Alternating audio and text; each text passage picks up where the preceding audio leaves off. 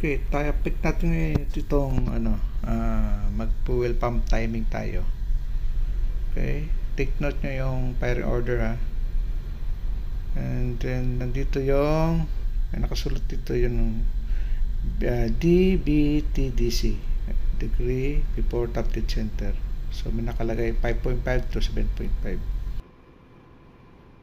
Tuturo ko dito kung saan nakikita o paano hanapin yung 5.5 to 7.5 before top dead center. Okay. Ito binilugad ko nasa 1 and 6 top dead center tayo. Pero hindi alam dito kung number 1 ba siya or number 6 cylinder. So paano basahin to?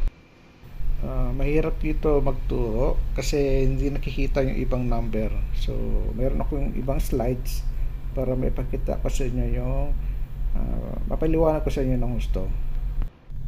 Ito, meron akong ginuhit dito. Kung titingnan nyo 142635. Okay. Ngayon, pag zoom ko muna. Kapag bibilagin natin to 1, ikot kasi nito ganito flywheel, ganito ang ikot niyan. So kaya ito yung 1, yan ang 1 2, 3, 4, 5, 6. Okay, sabihin ang sunod na ng 1,6, ito yung malaking guhit, bottom. Okay, so ibig sabihin ang bawat degree yan 60 degree kasi ito so it means mayroon siyang 6 na guhit, 1, 2, 3, 4, 5, 6. Ibig sabihin 10, 20, 30, 40, 50, 60. Ngayon, so since na ganito ang ikot niya, ganito, pag ito galing to ganyan, pag baba ng ganito, ito na yung magta-top dead, ito na yun, di ba? Mas sinasabi doon, di ba, 5 degree, 5.5 to 7.5 degree. So pansinin nyo ito, di ba 10 degree to, 10, 20, 30, 40, 50, 60. Ibig sabihin, pag mayroong invisible na line dyan, kayo na lang magguhit, i-akman nyo na bawat 2 degree, 2, 4, 6, 8, 10. Okay, so ibig sabihin it's either dito lang, nandito lang banda yung yung hinahanap natin, kasi between 5.5 to 7.5, kasi hindi na pwede sa dito 10 degree na kasi ito between 5.5 to 7.5 lang yung hinahanap natin. So ganyan yan, diba? So sabihin, pag umikot siyang ganyan, pag umikot natin ganyan, masunod niya is bottom B, 2.5 bottom, and 3.4.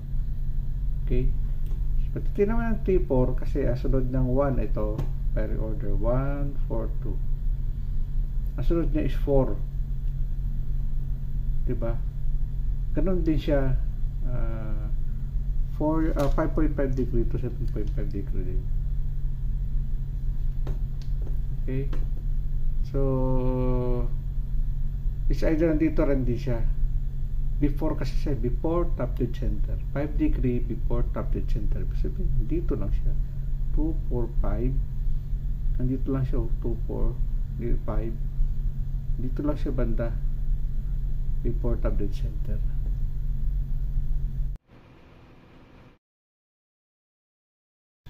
Yang nasa hintuturo ko, yan yung 10 degrees.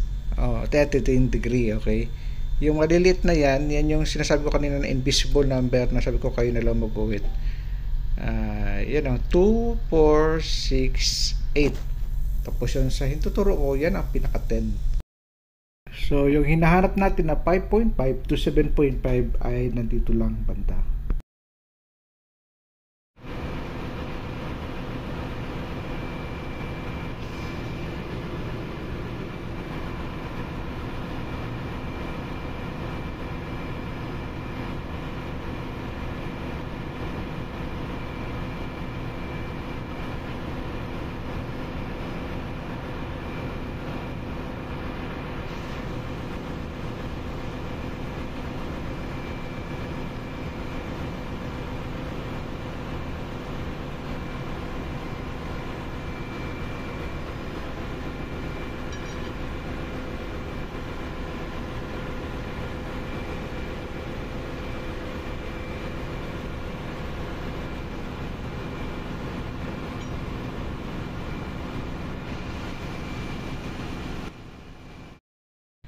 Ayan, diyan kayo magbase kung tuwid na.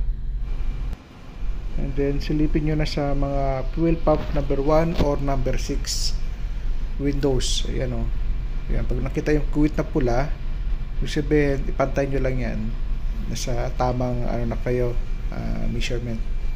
Ito naman yung measured na isa, yung 6 na hindi pa na umaangat. Ayan ang itsura nyan.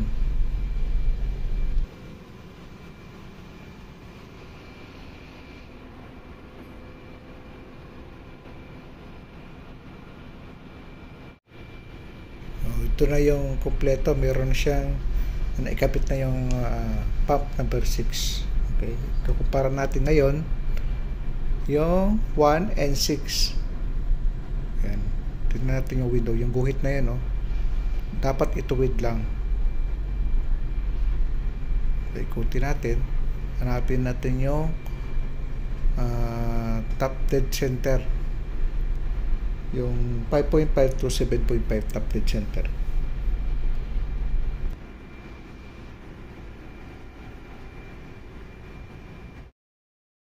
Pagtapat lang natin yung dalawang guhit na yan na nasa loob ng windows ng fuel pump.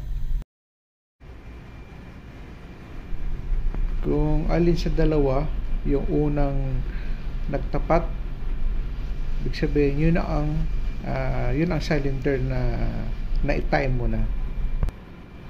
Pero kapag isa sa mga yan ay hindi nagtapat sa degree na sinasabi natin, 5.5 to 7.5, kailangan natin mag-adjust, nabaklasin natin yung ilalim yan, nagluluwag tayo ng nuts.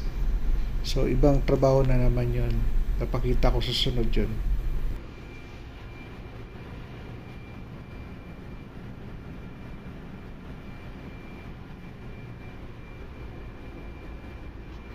Kunting-kunti lang yung pagpitik mo, yung pag-adjust, kasi kunting guhit, kunting galaw, malaking na yan, adjustment dito sa taas sa fuel pump windows.